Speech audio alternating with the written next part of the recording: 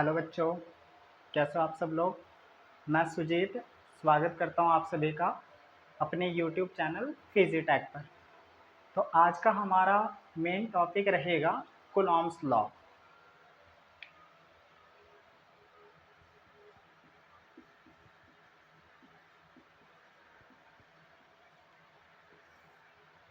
अब Coulomb's law क्या कहता है कि अगर हमारे पास 2 पॉइंट चार्जेस Q1 और Q2 कुछ सेपरेशन R पर हों तो ये दोनों चार्जेस एक दूसरे के साथ इंटरेक्ट होंगे।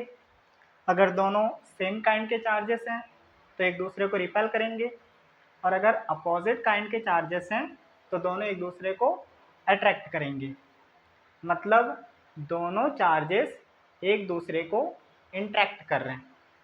तो जो फोर्स है, force of interaction means repulsive force या फिर अट्रैक्टिव फोर्स, ये फोर्स ऑफ इंट्रैक्शन इन दोनों चार्जेस की प्रोडक्ट के प्रोपोर्शनल होता है, और यही फोर्स ऑफ इंट्रैक्शन इस सेपरेशन के स्क्वायर के इन्वर्सली प्रोपोर्शनल होता है। इसी को हम लोग कूलॉम्स लॉ बोलेंगे। तो कूलॉम्स लॉ को डिफाइन करेंगे, the force of interaction between two point charges is directly proportional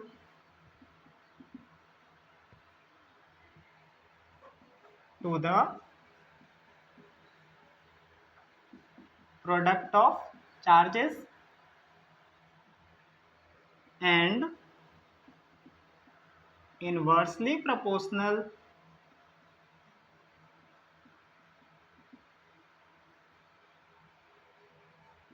to the square of separation between them।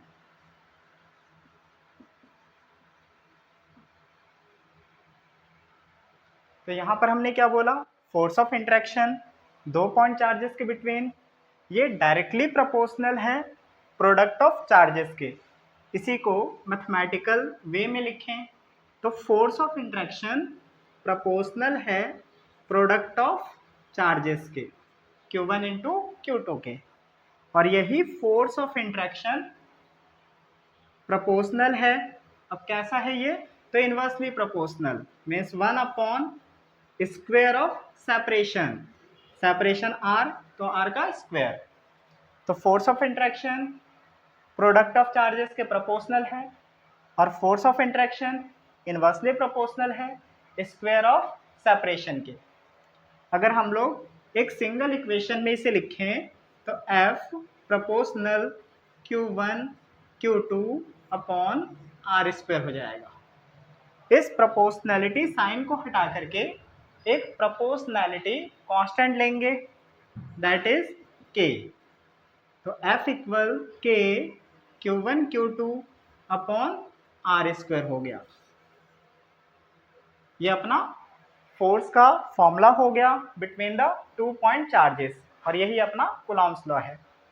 अब ये जो K है जिसे हमने प्रोपोर्शनैलिटी कांस्टेंट बोला,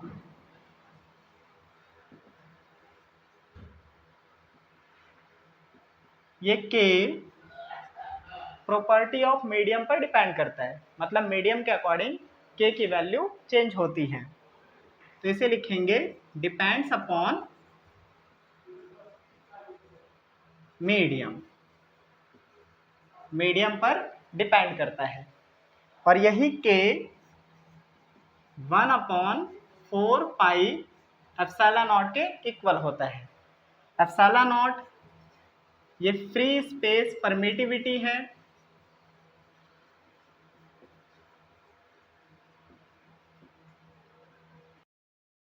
अगर K की वैल्यू 1 अपॉन 4 पे एप्सिलॉन नॉट यहाँ पुट कर दें तो F के लिए रिलेशन क्या मिलेगा, तो F हो जाएगा 1/4πε0 Q1 Q2 divided by R square. तो ये अपने पास कूलॉम्स लॉ है। इस फॉर्मूले को हमें याद रखना होगा फॉर मैथमेटिकल कैलकुलेशन और न्यूमेरिकल क्वेश्चंस के लिए। अब हम लोग के की unit, dimension, same epsilon not की यूनिट और डायमेंशन इसे डिस्कस करते हैं। तो यहाँ लिखेंगे एस आई यूनिट ऑफ के का S I unit.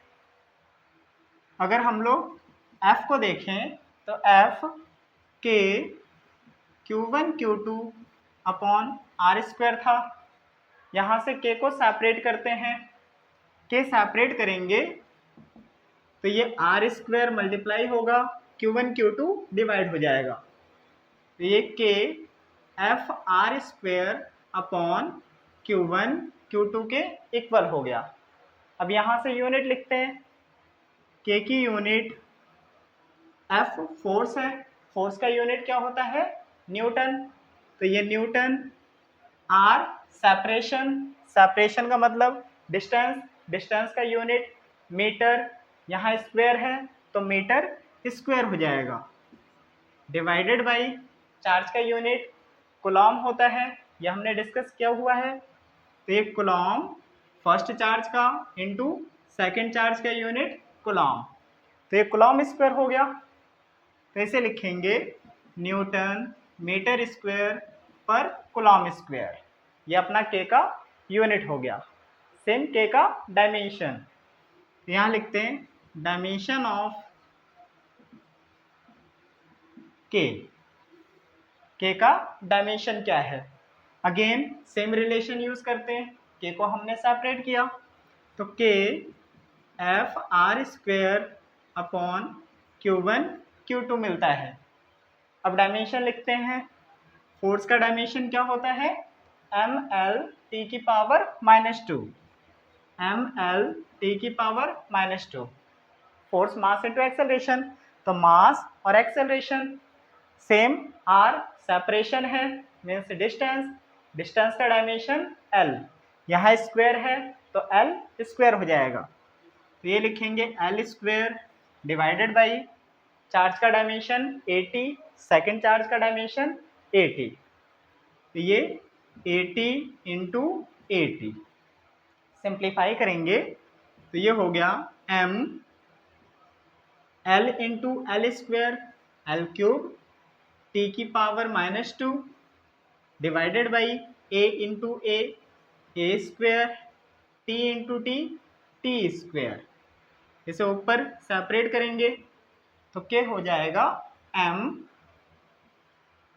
L cube, अब देखो T⁻⁻2 है, T स्क्वायर है, ऊपर जाएगा तो T⁻⁻4 हो गया, और a स्क्वायर ऊपर गया तो A⁻−2, ये अपना आ गया डायमेंशन ऑफ के। तो हमने ऐसा यूनिट देख लिया, ऐसा यूनिट के का Newton metre square per coulomb square है, और डायमेंशन हमने के का फाइंड आउट किया। अब इस रिलेशन को यूज करके एप्सिलॉन नॉट की यूनिट और एप्सिलॉन नॉट के डायमेंशन हम लोग फाइंड आउट कर सकते हैं। ठीक, तो एप्सिलॉन नॉट की यूनिट के लिए क्या करेंगे, के इक्वल 1/4π एप्सिलॉन नॉट है। इस एप्सिलॉन नॉट को सेपरेट करेंगे तो ये एप्सिलॉन नॉट हो जाएगा 1/4π। अब 4π एक नंबर है, इसका कोई यूनिट नहीं होगा, कोई डायमेंशन नहीं होगा, तो के का यूनिट उसका रेसिप्रोकल कर लो तो एप्सिलॉन नॉट का यूनिट मिल गया। सेम के का डायमेंशन इसका रेसिप्रोकल करेंगे तो हमें एप्सिलॉन नॉट का डायमेंशन मिल जाएगा। एप्सिलॉन नॉट का यूनिट यहाँ लिखते हैं, unit of epsilon not, epsilon not का यूनिट क्या होगा, के का जो यूनिट है उसका रेसिप्रोकल कर लो। के का unit Newton metre square per coulomb square, reciprocal करेंगे तो ये हो जाएगा 1/न्यूटन metre square per coulomb square है, कूलॉम की पावर -2 ऊपर गया तो ये कूलॉम स्क्वायर, न्यूटन ऊपर जाएगा तो ये n की पावर -1 और मीटर स्क्वायर ऊपर जाएगा तो m की पावर -2। तो एप्सिलॉन नॉट की unit Coulomb square per newton per metre square है। सेम डायमेंशन निकाल लें, डायमेंशन ऑफ एप्सिलॉन नॉट। तो डायमेंशन क्या होगा, जो k का डायमेंशन है इसका रेसिप्रोकल कर लेंगे, मीन्स पावर को नेगेटिव से मल्टीप्लाई कर लो। तो m की पावर 1 है, यहाँ हो जाएगा m की पावर -1, l की पावर +3 है, माइनस से मल्टीप्लाई करोगे तो ये l की पावर -3, t की पावर -4, माइनस से मल्टीप्लाई करें तो t की पावर 4, a की पावर -2, माइनस से मल्टीप्लाई करेंगे तो a की पावर 2। ये अपने पास एप्सिलॉन नॉट का डायमेंशन हो गया।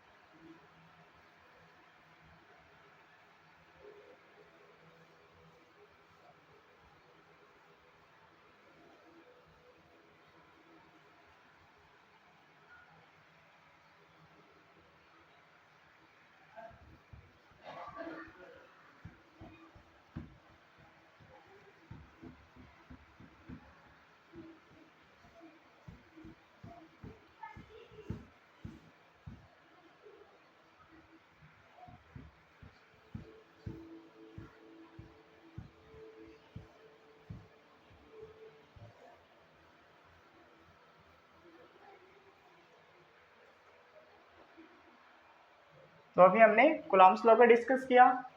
अब k और एप्सिलॉन नॉट की वैल्यू यहाँ मैं लिखता हूँ, इसे लिख लेना, याद नहीं करना अपने को।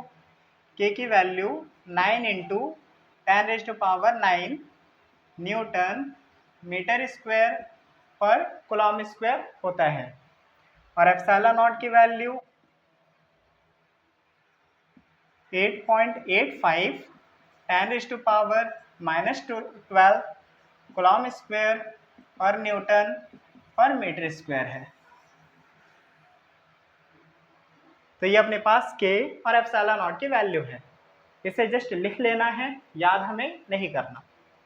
अब कुछ बेसिक प्रॉपर्टी है इलेक्ट्रिक फोर्स का, इसे हम लोग डिस्कस करते हैं। तो यहाँ लिखेंगे प्रॉपर्टीज ऑफ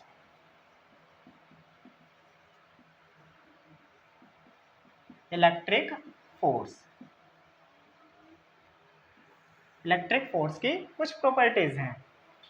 अब प्रॉपर्टीज क्या है कि अगर मैं 2 पॉइंट चार्जेस एज्यूम करूं, जैसे ये अपने पास चार्ज Q1 है और ये दूसरा चार्ज Q2 है, कुछ सेपरेशन पर प्लेस्ड है। सेपरेशन हमने R एज्यूम कर लिया, दोनों का साइन सेम है, ये भी पॉजिटिव ये भी पॉजिटिव। अब देखो Q1 ने फोर्स लगाया Q2 पर, तो Q2 को रिपेल करेगा। सेम Q2 Q1 पर फोर्स लगाएगा तो ये Q1 को रिपेल करेगा। अब देखो Q1 ने फोर्स लगाया राइट डायरेक्शन में, Q2 ने फोर्स लगाया लेफ्ट डायरेक्शन में, मतलब इक्वल एंड अपोजिट फोर्स। कुछ याद आ रहा है? Equal and opposite forces, magnitude same लेकिन डायरेक्शन अलग अलग, means it obeys Newton's third law of motion, action reaction pair. तो हम लोग क्या लिखेंगे कि electric force is an action reaction pair. Action reaction pair का मतलब Newton's third law of motion को ओबे करते हैं। यहां लिखते हैं it obeys Newton's third law of motion. Newton's third law of motion को ये ओबे करेंगे। तो एक प्रॉपर्टी हो गया अपना। दूसरा देखो, इलेक्ट्रिक फोर्स एक सेंट्रल फोर्स होता है। अब सेंट्रल फोर्स का मतलब क्या है कि जो फोर्स लगेगा वो दोनों पार्टिकल्स के बिटवीन जो भी लाइन होगी उसी लाइन के अलोंग लगेगा। जैसे यहाँ पर देखो, एक चार्ज Q1 है, दूसरा चार्ज Q2 है। Q1 ने फोर्स लगाया Q2 पर, तो इस लाइन जॉइनिंग के अलोंग फोर्स लग रहा है। सेम Q2 ने Q1 पे फोर्स लगाया, तो ये भी इस लाइन जॉइनिंग के अलोंग फोर्स लग रहा है। तो इसे हम लोग सेंट्रल फोर्स बोलेंगे। तो इलेक्ट्रिक फोर्स किस टाइप का फोर्स होगा? Central force. सेंट्रल फोर्स का मतलब line joining between two particles. तो इसे लिखेंगे हम लोग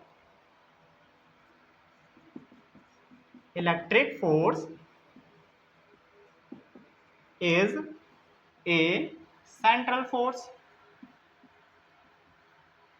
इलेक्ट्रिक फोर्स एक सेंट्रल फोर्स है, which means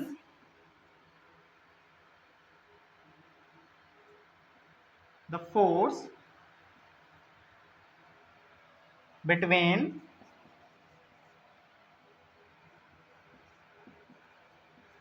two particles act along the line joining। दोनों पार्टिकल्स के बिटवीन जो लाइन जॉइनिंग होगा उसी लाइन जॉइनिंग के अलोंग ये फोर्स लगता है। तो यहाँ पर हमने दो प्रॉपर्टी को डिस्कस किया। नेक्स्ट देखो क्या है। तो अभी हमने बोला था कि जो फोर्स ऑफ इंट्रैक्शन है between two point charges, it is inversely proportional to square of their separation. जब भी कोई फोर्स इस रिलेशन को फॉलो करे, मीन्स F प्रोपोर्शनल हो 1/r² के, तो इसे हम लोग इनवर्स स्क्वायर लॉ कहेंगे। क्या कहेंगे इसे? Inverse square law. Means electric force inverse square law को फॉलो करेगा। तो इसे लिख लेंगे इलेक्ट्रिक फोर्स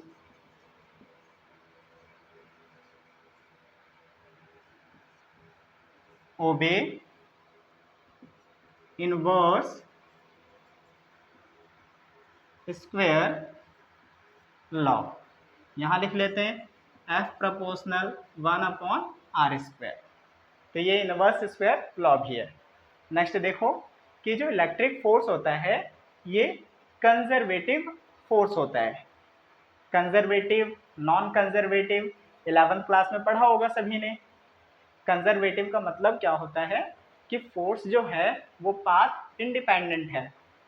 ओके, जैसे ग्रेविटेशन फोर्स पढ़ा था, ग्रेविटेशन फोर्स भी एक कंजर्वेटिव फोर्स होता है। तो यहाँ पर क्या लिखेंगे हम लोग कि इलेक्ट्रिक फोर्स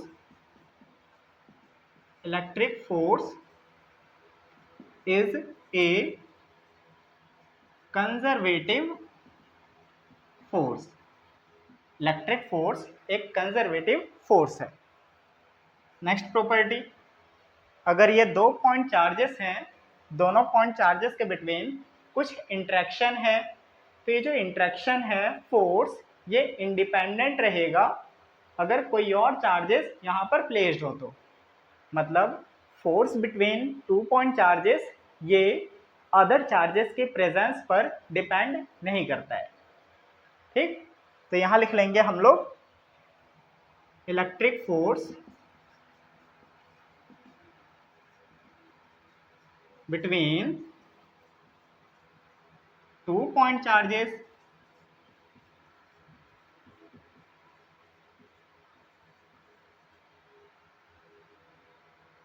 is independent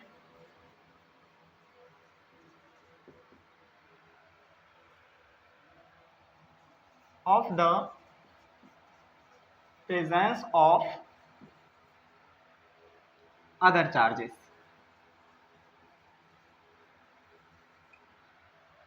तो यहाँ पर हमने 5 प्रॉपर्टी को डिस्कस किया। एक प्रॉपर्टी और है, वो क्या है कि अगर हम लोग वैक्यूम में दो पॉइंट चार्जेस को कुछ सेपरेशन पर प्लेस करें और फिर सेम पॉइंट चार्जेस को सेम सेपरेशन पर किसी मीडियम में प्लेस कर दें, तो जो वैक्यूम में फोर्स मिलेगा और मीडियम में फोर्स मिलेगा, इन दोनों फोर्स के रेशियो को हम लोग एक कांस्टेंट का नाम देते हैं, जिसे डाइलेक्ट्रिक कांस्टेंट बोला जाएगा। डाइलेक्ट्रिक हम लोग बहुत ही डिफरेंट वे में, सिंपल वे में डिस्कस करेंगे। तो अभी के लिए लिखते हैं हम लोग F0, ये फोर्स है वैक्यूम में, फोर्स बिटवीन 2 पॉइंट चार्जेस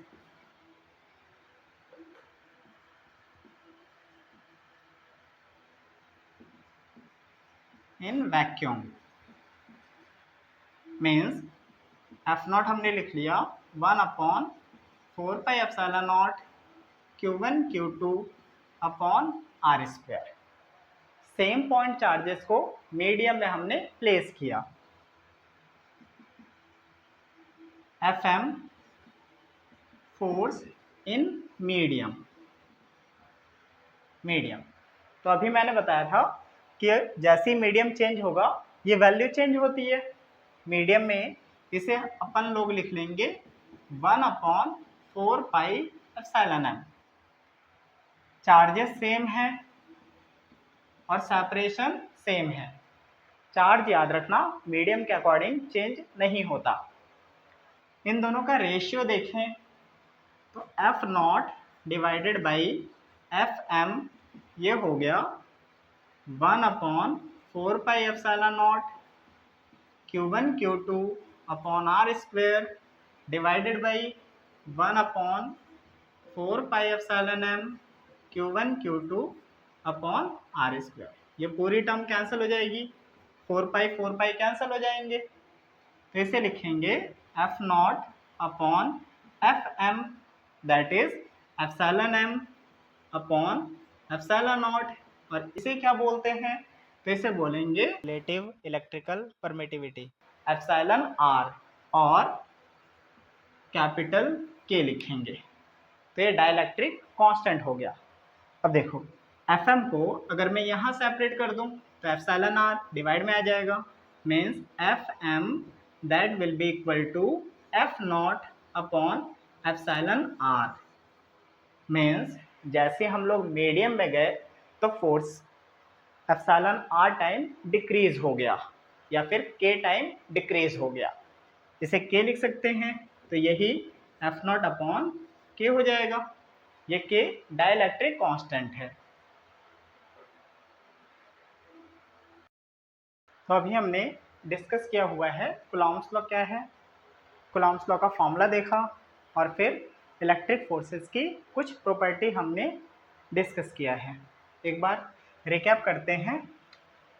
तो कूलॉम्स लॉ के लिए formula F equal K Q1 Q2 upon R square. K की वैल्यू अपने को पता है K 1/4πε0 के इक्वल था, Q1 Q2 upon R square. तो F के लिए ये रिलेशन अपने को याद रखना है। K क्या था, तो K अपना प्रोपोर्शनैलिटी कांस्टेंट, और K का यूनिट हमने फाइंड आउट किया था ऐसा unit that is newton metre square per coulomb square. इसी का रेसिप्रोकल किया हमने तो ε0 का यूनिट आ गया that is Coulomb square per newton per metre square. और फिर K का हमने डायमेंशन फाइंड आउट किया था, तो डायमेंशन अपने को क्या मिलता है दैट इज ml³ T की पावर -4 A की पावर -2।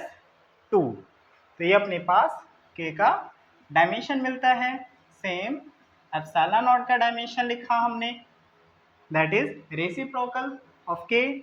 तो इसका रेसिप्रोकल किया m की पावर -1 L की पावर -3 T की पावर 4 A की पावर 2। तो ये अपने को यूनिट और डायमेंशन K एंड ε0 के मिल जाते हैं। सिर्फ ये फॉर्मूला याद रखना होगा F equal K Q1 Q2 by R square, और के 1/4πε0 के इक्वल होता है। इसी से हम लोग यूनिट निकाल सकते हैं और डायमेंशन भी इसका फाइंड आउट कर लेंगे। यूनिट और डायमेंशन कभी याद नहीं करना, हमें कुछ बेसिक यूनिट्स याद करनी होती हैं जो 11th क्लास में ऐसा यूनिट याद किए होंगे, फंडामेंटल यूनिट्स याद किए होंगे। तो कुछ क्वेश्चन करते हैं on the basis of Coulomb's law.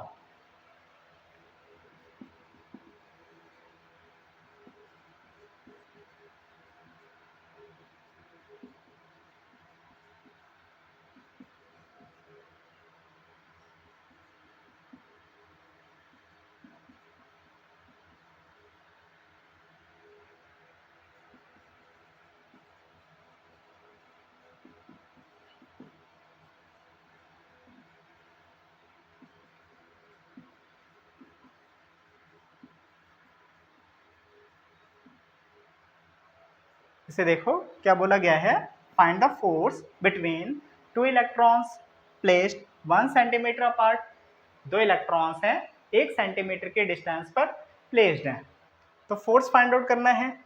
Also find the nature of force, force का नेचर कैसा है, मीन्स अट्रैक्टिव और रिपल्सिव। एज्यूम करो कि यहाँ पर पहला इलेक्ट्रॉन और यहाँ दूसरा इलेक्ट्रॉन, सेपरेशन 1 सेंटीमीटर।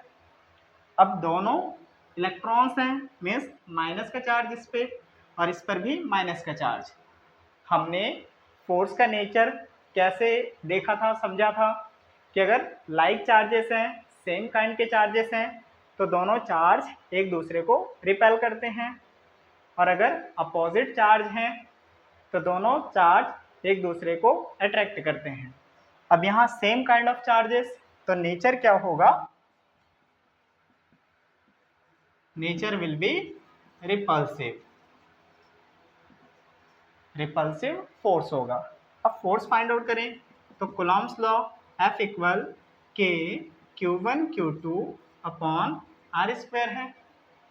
के की वैल्यू यहाँ लिखा हुआ है, अच्छा लिखा नहीं मैंने, के की value 9 into 10⁹ newton metre square per coulomb square, और epsilon naught 8.85 10⁻⁻12 coulomb square per newton per metre square है। तो ये के, इसकी वैल्यू यहाँ पुट करते हैं, that is 9 into 10⁻9 into charge of first particle into charge of second particle. देखो दोनों पार्टिकल्स इलेक्ट्रॉन हैं, इलेक्ट्रॉन का चार्ज सेम होता है, तो दोनों को मल्टीप्लाई करेंगे। एक चार्ज रखो 1.6 10⁻⁻19, इसका स्क्वायर कर लो, डिवाइडेड बाई सेपरेशन 1 सेंटीमीटर है, सेंटीमीटर को मीटर में कन्वर्ट करें तो इसे 10⁻⁻2 मीटर लिख सकते हैं। तो ये हो जाएगा 10⁻⁻2 इसका स्क्वायर। अच्छा, कई बच्चों के माइंड में ये क्वेश्चन आ रहा होगा कि यहाँ माइनस क्यों नहीं लिया, तो माइनस और प्लस सिर्फ फोर्स की नेचर को समझने के लिए है, हमें कैलकुलेशन में प्लस माइनस यूज़ नहीं करना। तो यहाँ पर नेचर लिखा हुआ है कि रिपल्सिव है, इसके बाद इसमें प्लस माइनस कुछ भी इंक्लूड नहीं करेंगे। अब इसे सॉल्व करते हैं, तो F ये हो गया 9 इंटू 10⁻9 1.6 का स्क्वायर करो, that will B 2.56 and 10⁻⁻19 means square करेंगे तो -38 हो जाएगा, डिवाइडेड बाई 10⁻⁻2 है, इसका स्क्वायर तो 10⁻⁻4। इसे सॉल्व करते हैं, 9 को 2.56 से मल्टीप्लाई करो, तो ये हो गया अपना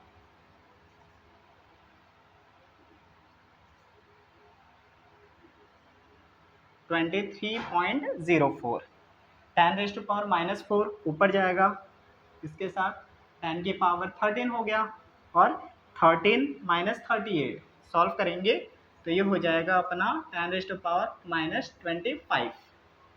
इस डेसिमल को, पॉइंट को 2 से 3 से पहले लगाना है, तो ये हो जाएगा 2.3 304 इंटू 10⁻⁻24 न्यूटन, ये अपना फोर्स आ गया। तो बेसिक कैलकुलेशन है, सिंपल सा कैलकुलेशन। नेचर कैसे पता चलेगा? तो लाइक चार्जेस हैं रिपेल करेंगे, अपोजिट चार्जेस होते तो अट्रैक्ट करते। सेम एक डिफरेंट क्वेश्चन करते हैं।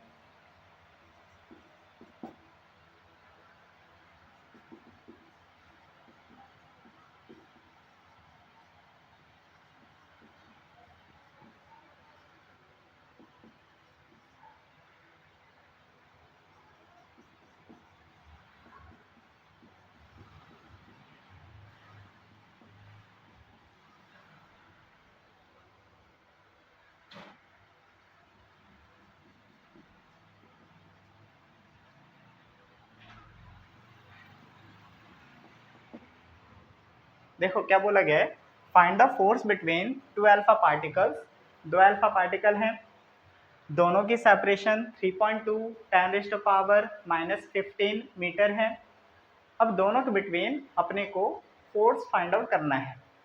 तो अगेन कूलॉम्स लॉ देखोगे तो F इक्वल के Q1 Q2 upon R square होता है। अब दोनों चार्जेस क्या हैं? तो दोनों चार्जेस अल्फा पार्टिकल्स हैं, ये भी अल्फा पार्टिकल और दूसरा भी alpha particle. Charge of alpha particle क्या होता है? तो ये होता है 2 टाइम चार्ज ऑफ प्रोटॉन के।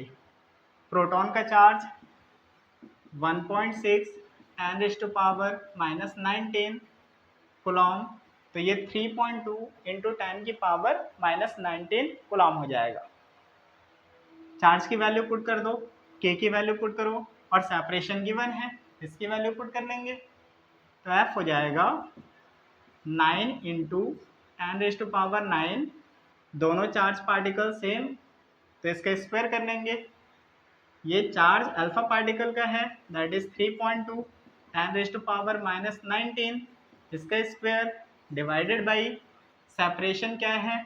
तो 3.2 10⁻⁻15 इसका होल स्क्वायर ओपन करें तो F 9 इंटू 10⁻⁹, 3.2 का स्क्वायर 3.2 स्क्वायर लिख लेते हैं, 10⁻⁻19 इसका स्क्वायर करेंगे तो क्या मिलेगा अपने को? 10⁻⁻38 डिवाइडेड बाई 3.2 का स्क्वायर, तो 3.2 स्क्वायर लिखो और 10⁻⁻15 है, स्क्वायर करेंगे तो 10⁻⁻30 हो जाएगा। 3.2 स्क्वायर 3.2 स्क्वायर कैंसिल हो गया। अब देखो -38 है, यहाँ 30 माइनस का ऊपर जाएगा तो ये हो जाएगा 9 इंटू 10⁻⁹ इंटू ये ऊपर गया तो 10⁻⁻8 बचा। अब 10⁻9 10⁻8 क्या बचेगा? तो 9 इंटू 10 मीन्स F मिल गया 10 न्यूटन 90 न्यूटन। 9 इंटू 10 90। अगर इसी में नेचर पूछा होता तो नेचर क्या बताते? दोनों सेम काइंड के चार्जेस हैं, सेम काइंड के चार्जेस हैं तो रिपेल करेंगे एक दूसरे को, तो नेचर क्या होता? रिपल्सिव।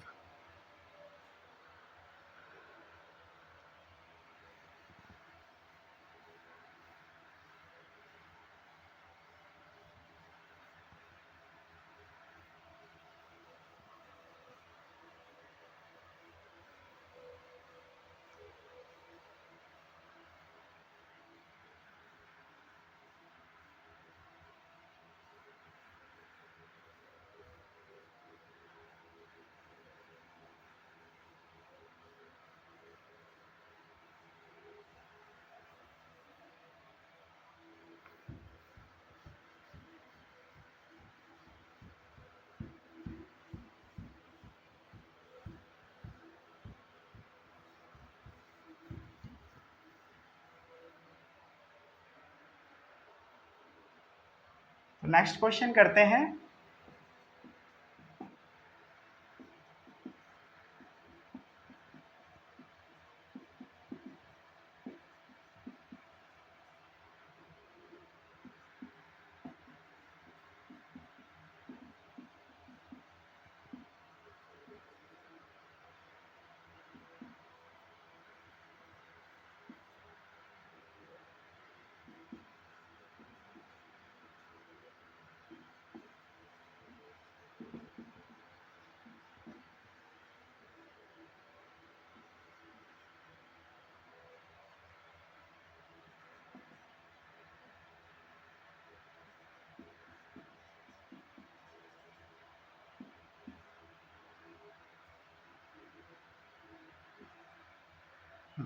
इसे अटेम्प्ट करो सभी। देखो क्या बोला गया है, if the separation between 2 point charges is made twice, separation को ट्वाइस कर दिया, how will the force be affected, force कैसे चेंज होगा, अफेक्टेड होगा, ये अपने को फाइंड आउट करना है। तो एज्यूम करें कि 2 पॉइंट चार्जेस Q1 और Q2 पहले R सेपरेशन पर थे, तो फोर्स क्या मिलता, F इक्वल के Q1 Q2 upon R square. लेकिन क्या बोला है कि सेपरेशन को ट्वाइस कर दिया, 2R कर दिया, चार्ज में कोई चेंज नहीं है, मीडियम में कोई चेंज नहीं है, लेकिन सेपरेशन को ट्वाइस कर दिया। अब फोर्स क्या हो जाएगा, इसे F प्राइम लिखते हैं, तो F प्राइम के Q1 Q2 अपॉन सेपरेशन का स्क्वायर, 2 का स्क्वायर 4 R स्क्वायर। यहाँ देखोगे तो K Q1 Q2 upon R square किसके इक्वल है, F के, तो यहाँ पर K Q1 Q2 upon R square की वैल्यू F पुट कर सकते हैं, तो F अपॉन 4 ये फोर्स हो जाएगा, तो अपना फोर्स मिल गया।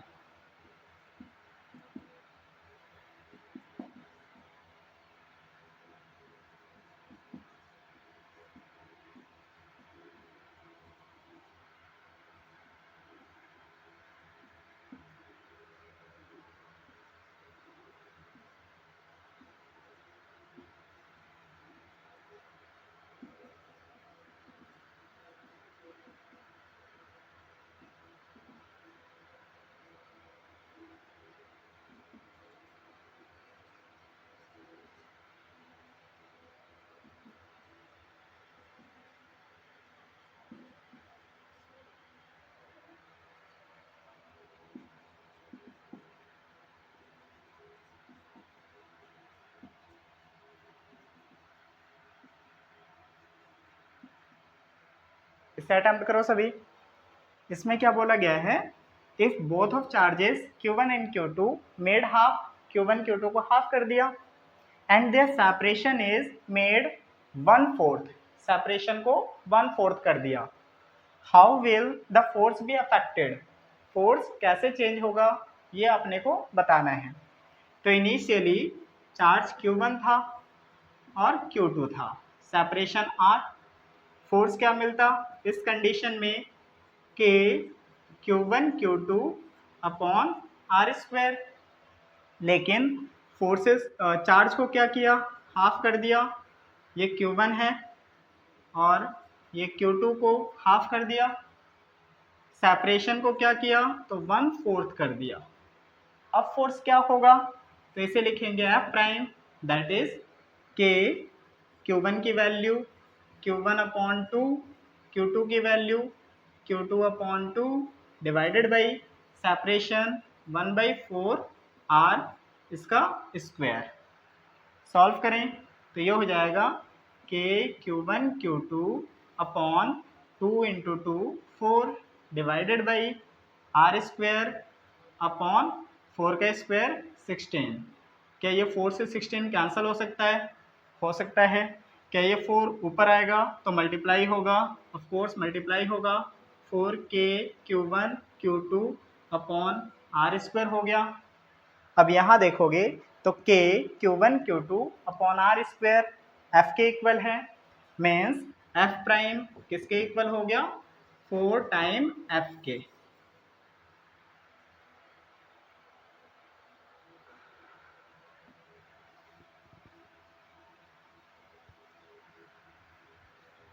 सभी को क्वेश्चन समझ में आ रहे होंगे।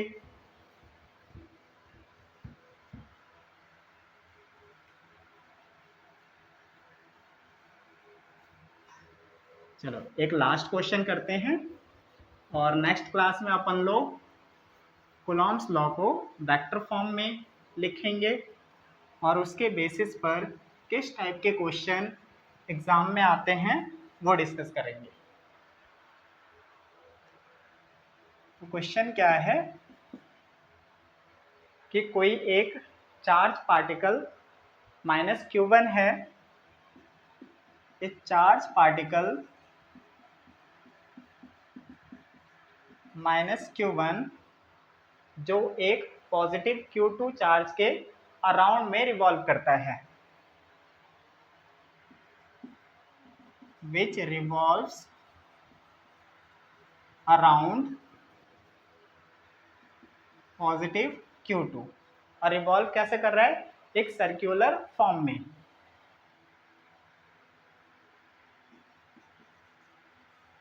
along a circular path of radius r, radius r है। हमें इस Q1 का टाइम पीरियड फाइंड आउट करना है। Find time period of Q1। यहाँ पर अपने पास Q2 है, इसके अराउंड में एक charge minus Q1 circular form में मूव कर रहा है, सर्कुलर पाथ पर मूव कर रहा है, जिसका रेडियस r है। यहाँ पर भी एक चार्ज है, यहाँ पर भी एक चार्ज है। क्या इन दोनों के बिटवीन कुछ इंटरेक्शन होगा? ऑफ कोर्स होगा। माइनस है, प्लस है, इंटरेक्ट करेंगे कूलॉम्स लॉ के अकॉर्डिंग। तो हम लोग लिखेंगे कि कूलॉम्स लॉ क्या कहता है कि फोर्स लगेगा तो ये K Q1 Q2 upon r² हो जाएगा। यहाँ माइनस है, यहाँ प्लस है, अट्रैक्टिव फोर्स है, साइन हमें यहाँ यूज नहीं करना होता। अब ये तो कूलॉम्बिक फोर्स हो गया।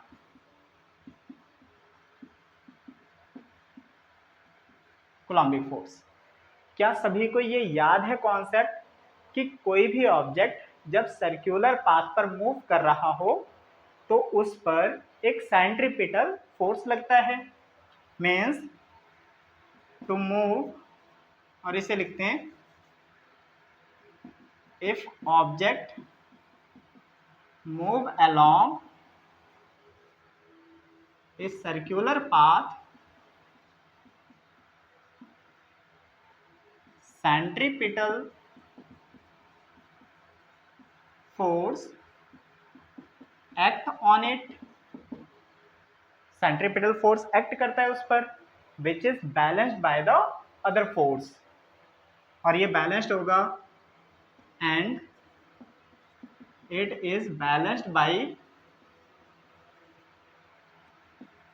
किस फोर्स से बैलेंस्ड होगा? तो कूलॉम्बिक फोर्स से।